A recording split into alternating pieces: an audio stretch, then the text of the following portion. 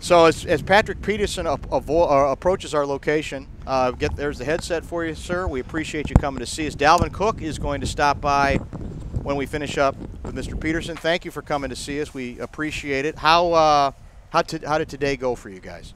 I thought today was pretty smooth. Coming back off the off day, coach is always trying to find a way to keep us engaged in certain situations. So I thought today practice went very well. So you're a veteran player. I always am curious to know, when you're a veteran player who kind of knows how to prepare himself for a season, what do you try to get? What have you learned about the best ways to get the most out of training camp without obviously killing yourself? For me, I take the approach of, making something a point of emphasis throughout, that week. So like last week, it was all leverage, pad level. This week is going to be eyes and depth from the receiver. So it's just always trying to find something to consistently work on that maybe been a weakness or something I want to make a strength. Just continue working on that, until I feel comfortable enough to start, making a point of emphasis on another, skill set in my game. So in terms of, you've been around this team the entire offseason, obviously. The new staff has been here for a while. You've worked with a number of different staffs, number of different styles. So what stands out to you about what is different, what is distinctive that as a veteran player stands out to you in terms of approach of preparing a team for a season? Since sports sciences have made its way to the NFL, teams are definitely taking heed of that, taking all the information that they're getting from the trackers, from the plates in the weight room, and things like that. They're understanding the body much better than they did, let's say 6-7 years ago. Sure. So coach is doing a great job of looking at all the data that the strength staff give back to him, and they put together a plan to where our body will always be at its peak when we need it. And, so this training camp is a lot different from many training camps that I attend. We have some low days, we have some high days. Coach just trying to do his best as he can to implement game reps, but also having the body understanding when the body needs its break as well. So does that still allow for enough intensity when you need to be reminded that it's football? This ain't flag football. This isn't badminton. This is football. Oh yeah, no. Football is football for sure. And when we put the pads on, we have enough veteran guys here that understand. When we got these pads on, it's a work day.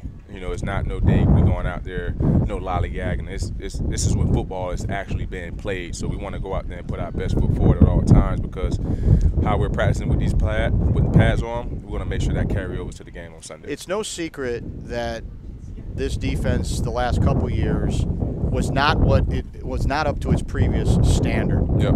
And that's probably part of the reason the changes were made that were made. A specific problem was end of halves and end of games, quite frankly. Yeah. So how cognizant are you of that, and what goes into changing that and putting the defense back into place where it's a significant part of why this team can recover quickly?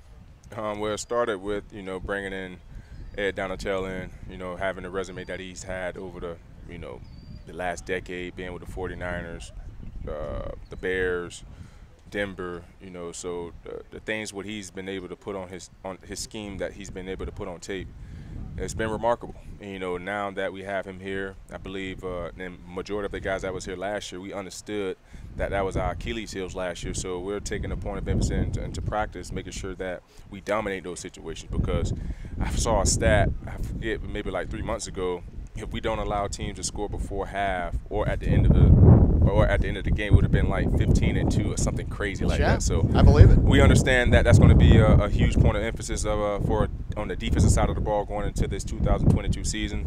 We've been working extremely hard out here and throughout mini camp, OTAs, and training camp now. So now we just have to go out there and put the work on tape. Patrick Peterson is our guest, Vikings cornerback. As again a veteran guy, I'm very curious to get your view on this.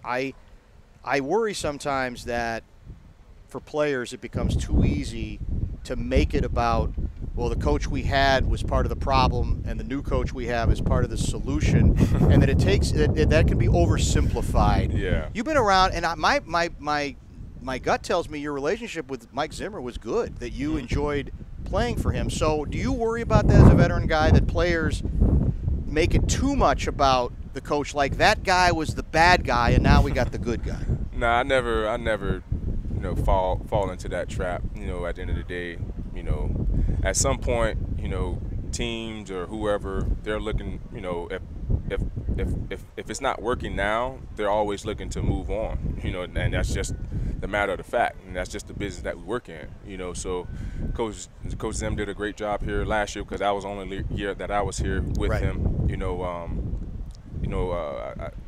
Upstairs just felt like he wasn't the guy for the job, and they wanted to go. I don't know if they wanted to go younger or offensive side of the ball. I couldn't tell you, but sure. Those guys upstairs, they make all those decisions. I had a great time with Coach Zim, and that decision was out of my pay grade for sure. You strike me as a player who has worked with a lot of different coaches. Mm-hmm. Some that might be screamers, some that might take a more quote-unquote positive approach. But do you buy, as a veteran guy, I'm not trying to make you sound like you're 50 years old, but Yep. You've been around a little bit. And the theory is that the younger players, it's harder and harder for them to accept a lot of that old world approach, that they do need more positivity, they do need more stroking, whether it's right or not, that's what they need. Do you observe that? Do you think there's some truth to that?